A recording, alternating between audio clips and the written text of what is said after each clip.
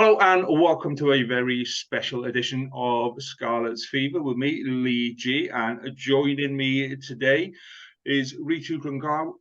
How do I pronounce your surname, Rito? Is it Hlungwani? Is the H No, it's silent? Hlungwani. Hlungwani, almost like you're saying Hlanetli. I was going to say that's almost Welsh. It's Hlungwani. Yeah, I should be able to get that a lot better. So, forwards coach for the Stormers in South Africa. Scarlets obviously playing in a couple of weeks' time. So, first of all, how are you, my friend? How are things going in South Africa? No, good. We're very good. The weather's changed nicely. We're slowly getting into summer. The sun is out. We're just happy that, the Cape Town rain has gone away for a while now. See, we're at the other end of it because it's absolutely bucketing down in the middle of a storm, trees falling over and all sorts of stuff. So, yeah, I think that sounds like Wales all the time. We've never seen the sun every time we come to Wales. Yeah, it's because you come at the wrong time of year. You come in rugby season. That's what rugby season is for. It's for what we do when it's raining, unfortunately. But yeah, I think the Scarlets have picked the right time to go out to South Africa because, like I said, the chances of playing decent rugby over here at this time of year at the minute are quite remote. But yeah, so obviously Stormers have. One of the biggest sides that the Scarlets will play. How has pre-season been for you? How's it all gone so far? Yeah, no, it's gone really, really well. We've had a much longer pre-season compared to the past year. Obviously because of the World Cup starting, so we had more time. So the boys also had a longer break. It's been going good. We've had 2 camps outside of Cape Town. The one camp, the boys went hiking. It was more for team building. They really enjoyed that, did a bit of water rafting, and we've been training at our base in Belleville, and then we had a second camp out in George, which is on the way to the Garden Roots, which was really, really fun, and played 3 friendlies there against the local team they called the Eagles, and then we played the Sharks. So it's been a very good preseason. And we've had enough time to prepare and get the boys fit. Do you think the extra time off has helped to get players back from injury? It's helped to you could do a bit more strength and conditioning. Players are a bit more ready for the season. Would you say that's fair? Well, yeah, for us, it works in 2 different ways. There's the guys that come back in better shape, and there's guys that come back overweight because of the long break, and they've had a good time. They've spent a lot of time in the wine farms here in Stellenbosch. But yeah, I think in terms of training, we've had more time to prepare, get them into the right shape, and, train more in terms of our game model. We've sort of had more time to prepare better, but in terms of the break we gave them where they had off after the final, I think maybe next time we might shorten that, looking at the shape some of the boys came back in. So that doesn't sound like a rugby player at all. Being a couple of weeks off and spending most of it drinking beer and eating burgers. No, that would never happen, would it? So what about recruitment then? Obviously, there's a couple of big names that have come in, but what's your recruitment been like over the season? Is there anyone that's particularly standing out for you? Yeah, look, obviously, you might be aware we've lost Stephen Kitsoff, we've lost Marvin Ori, and yeah, we've obviously brought in some, a cover for Stephen. We've brought in two loose-head props. Steve Stoller previously played for the Lions, but the good thing about him, when he was a junior, he used to play here at the Stormers. He played for our under 19 team and our under 21 team. He's played Currie Cup here before and then decided to move to the Lions, but he's now back, so he understands our system. He's worked with some of our coaches, so that works really well for us. And then we've got Lizo Koboka, who comes from the Bulls, who's a Springbok.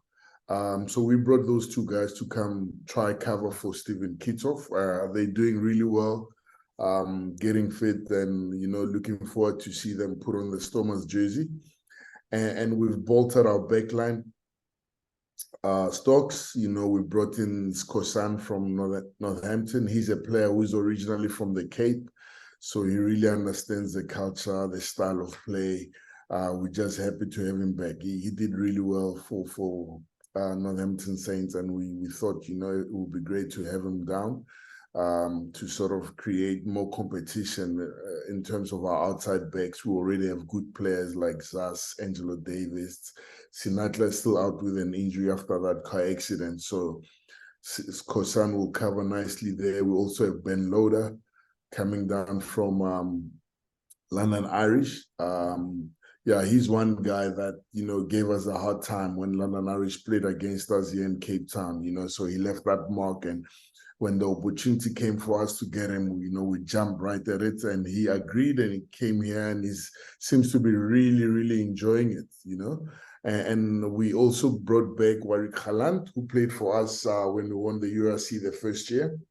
He's come back, more experienced. He's had a bit of a feel of France. Now he's come back to sort of bolt our outside back combination. So we're quite happy with the new guys that have come in. And we're looking forward to sort of, working well with them. We're still obviously trying to fill up the position of lock.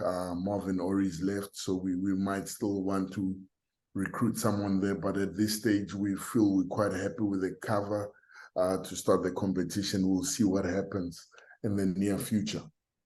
Cool. So, I mean, you touched on there about the culture and the ethos within the Stormers.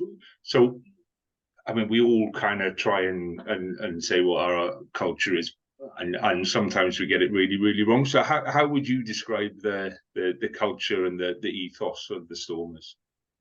Yeah, the interesting thing about the Stormers is, it's Dobo calls it the melting pot. You get people from all over South Africa, from different religions. We speak different languages. I think in the team, there's about 8 different languages, 7 or 8 different languages. We come from different schools, different backgrounds. And the one thing is that when you come to the Stormers, our slogan there usually is, we might not look like it, but we all belong together.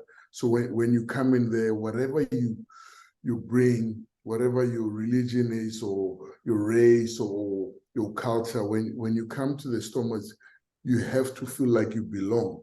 You have to feel like you've got a voice. In fact, you have a voice. It's not about how many caps you have. If you've got something to say that's going to make the boat go faster, that's going to improve the Stormers, you have a voice and you have to say it. And that's one thing we work really hard on as the Stormers, to make sure that everyone is comfortable, everyone has a voice, and we feel if we get that right, then everyone can perform at their best. We don't like this whole idea you walk into an environment, there's a senior player sign here, only the senior players have to do this. We want everyone to feel like they're equals, and everyone's got a voice, and everyone must contribute to improving the way we play, or improving how we treat our fans, how we treat each other. So that's pretty much how, the Stormers environment works. Everyone feels welcome, everyone feels like they belong, and everyone has a voice regardless of how long they've been part of the Stormers. I think that's fantastic. And internationally, we struggle with 2 languages sometimes, English and Welsh. So melting 8 different languages together, and it's certainly working, isn't it? I mean, Stormers have had a fantastic couple of years in the URC. So, how different is the URC to previous competitions that you play? Is it better?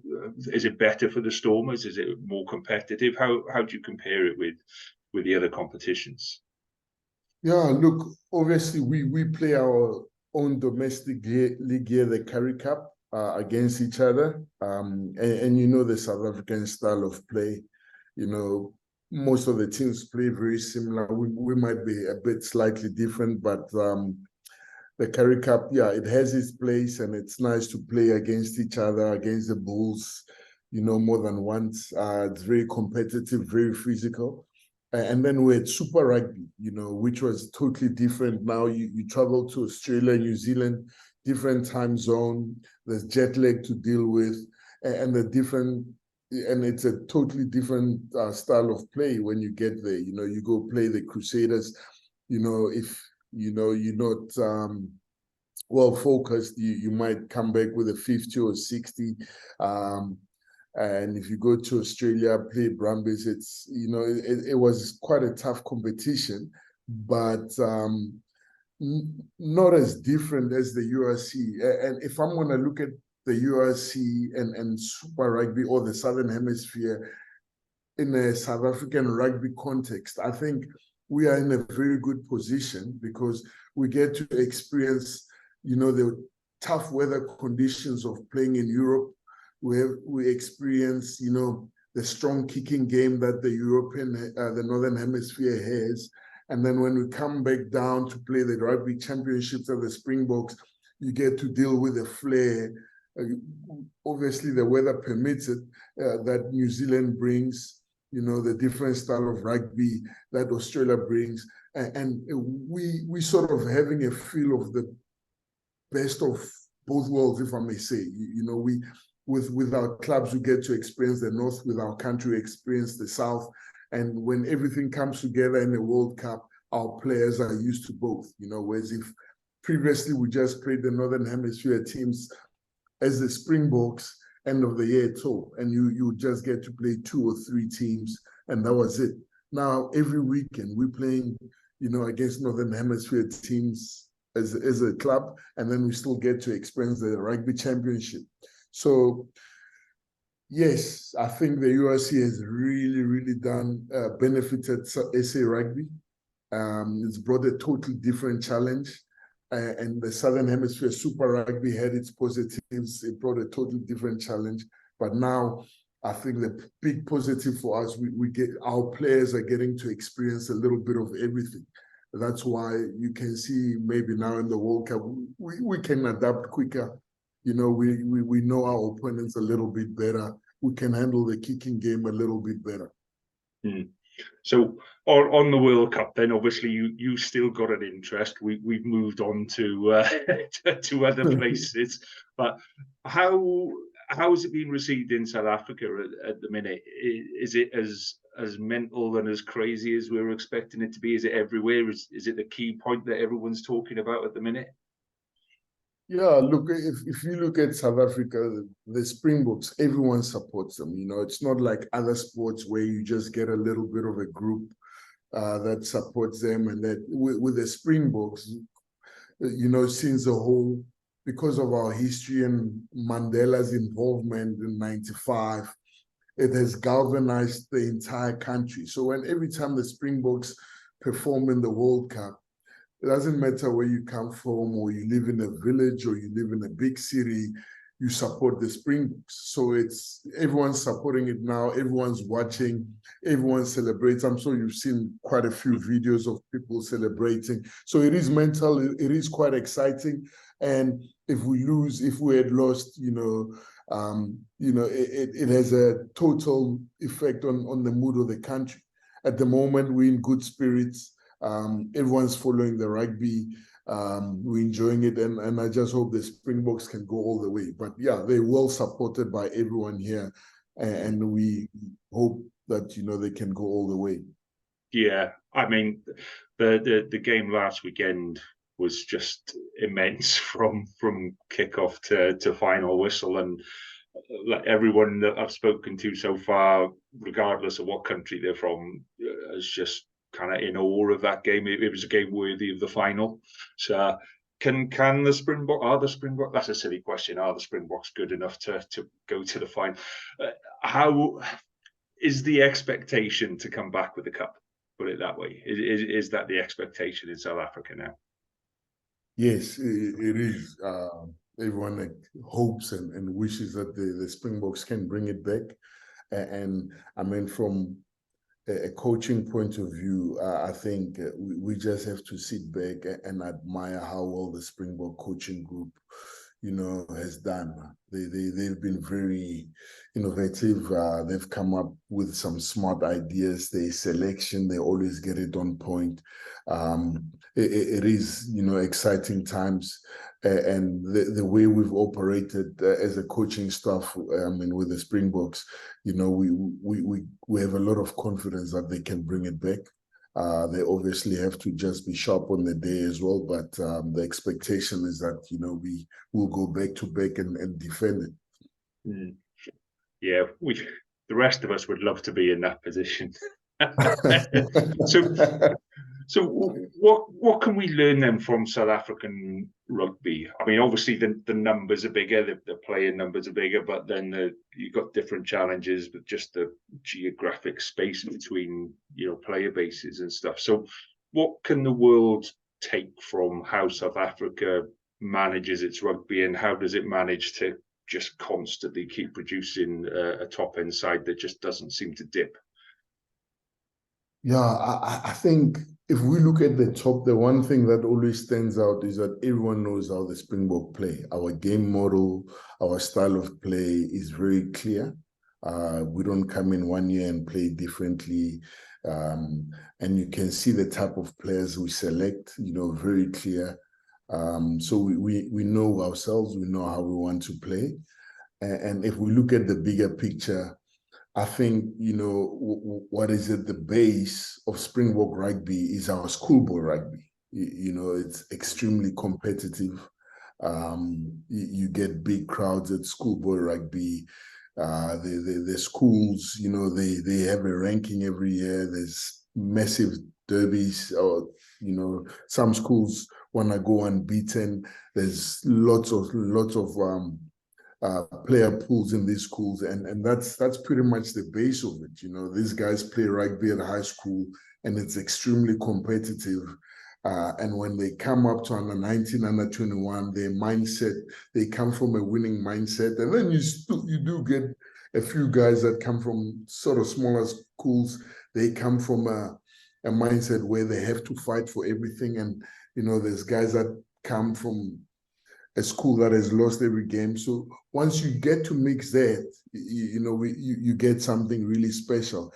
And because we've got a high, pool of players, you do at times miss some good players. They end up going to go play for other countries, or they retire and stuff like that. So the one thing that I can say the world could learn from South African rugby, just invest more in junior rugby and the schoolboy rugby, and then you want to be able to have a decent pool of players to choose from, Yeah. and if you can sort it out at the bottom, I'm sure it will get easier at the top.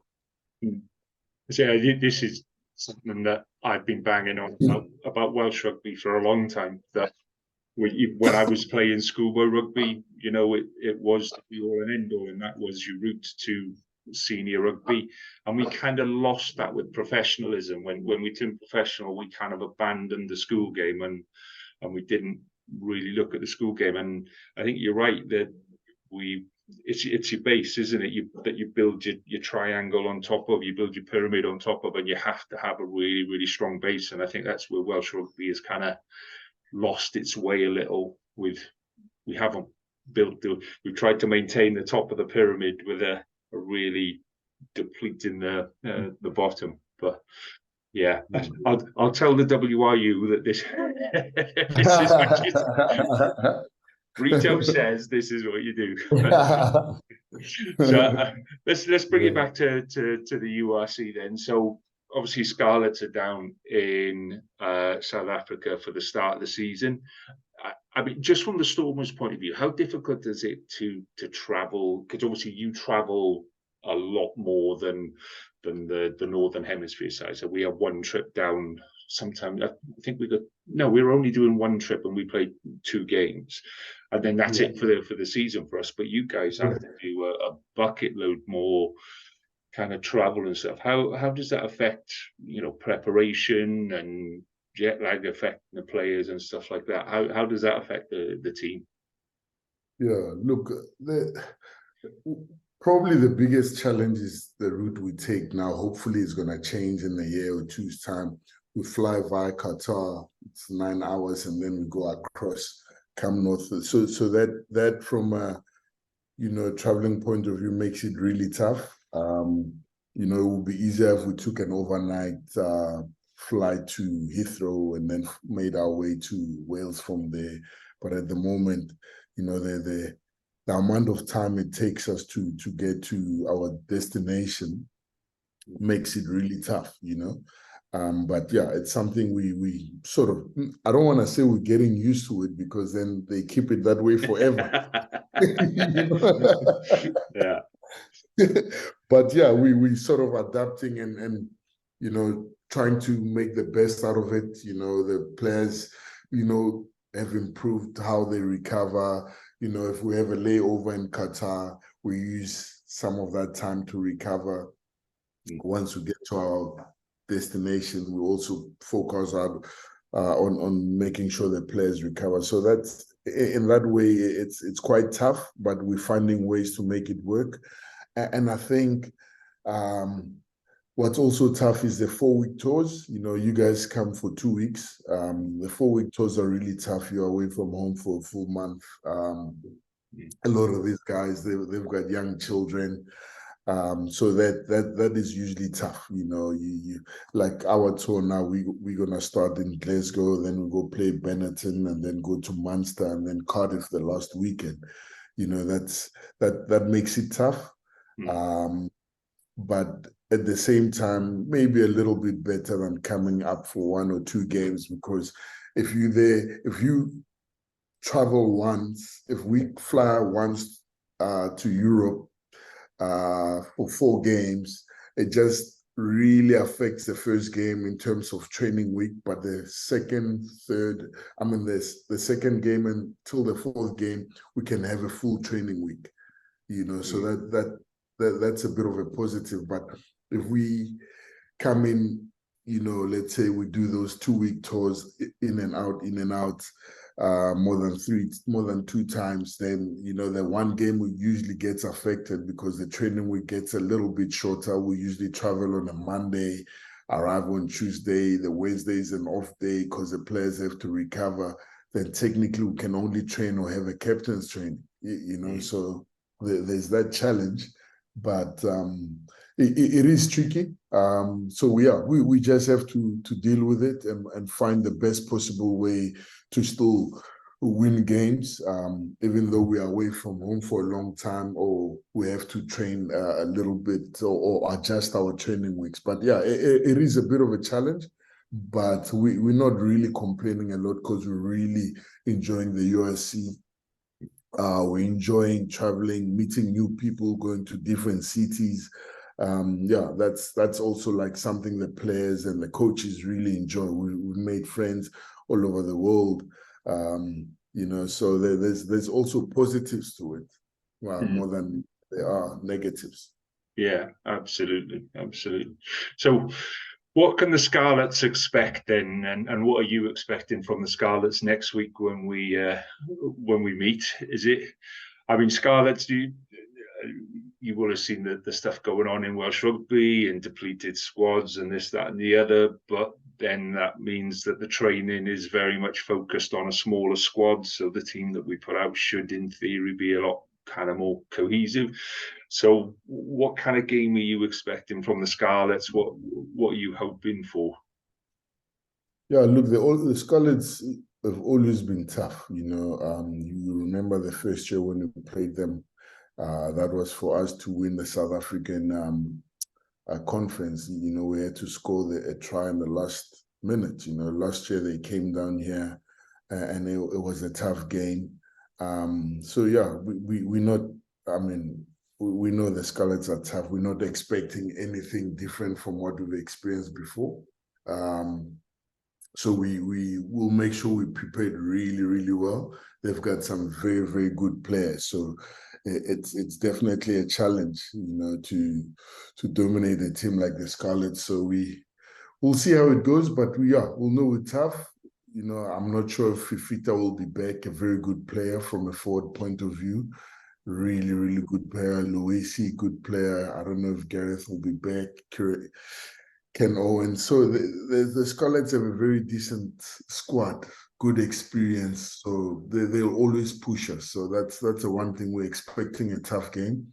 And you know, if I'm to answer your other question of what can they expect from our side, they can expect a sunny day.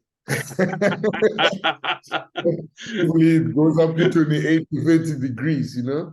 We're playing out in Stellenbosch. So they'll that be might work confused. for our favor. Yes. They'll come out in the tunnel, they'll be going, what's going on, boys? They'll start stripping off and sunbathing. But it's always a good match with Stormers and Scarlets. I think we both try to play an expansive game, or we both try and run the ball and things like that. And the Scarlets have brought in some very creative players this year, and a couple of big boys, which is where we've been lacking before. I think Fafita is still on his ban, if I remember correctly. I think he misses the first 2 games, so you'd be happy with that one. But yeah, it's always a good game against the Stormers, and always competitive, which is where the URC needs to be, isn't it? It's what we look forward to in the URC, and every single week now in the URC is competitive. So, but yeah. So I'm going to ask you for a score prediction now. Then, so don't feel that you have to be kind to the Scarlets just because you're on the Scarlets pod. But so what do you think the game is going to be like? What's the score prediction? Look, like I said, it's going to be a tough game. You know, out of respect to my team and the Scarlets, I think it's always not the right place for a coach to give a score prediction. Yeah, I think it will be a tough game. And the one thing I have to tell you is that, you know, Scarlets are probably, you know, a team with, you know, the nicer guys, you know. Dwayne Peel, very nice coach, you know, always makes time to come say how's it after the game. So yeah, look, I wouldn't try even put a score prediction, you know, out of respect of how nice those guys are, and it's a good team, and they will really push us to the brink. We'll also try to push them. So I'm sorry, I'm not gonna give. That's right, mate. That's fine. So, yeah. Rito, it's been an absolute pleasure speaking to you today. Thank you from the Scarlets, because it's been really nice just having a chat with people who actually know this stuff. Normally, when we try to talk to people, it's some random fan that's just kind of answered a message and go, yeah, I'll speak to you, and all that kind of stuff. So, yeah, many thanks for this morning. I would wish you the best of luck against the Scarlets, but you know, it's one of those things. I hope you have a good game, but yeah, I hope you end up. I wish you a good losing bonus point. Put it that way. That's a good one. I must add that, you know, the Scarlets obviously will bring a different challenge. There's a South African coach now, a very good coach coaching them, Albert van der Berg. So. Yeah.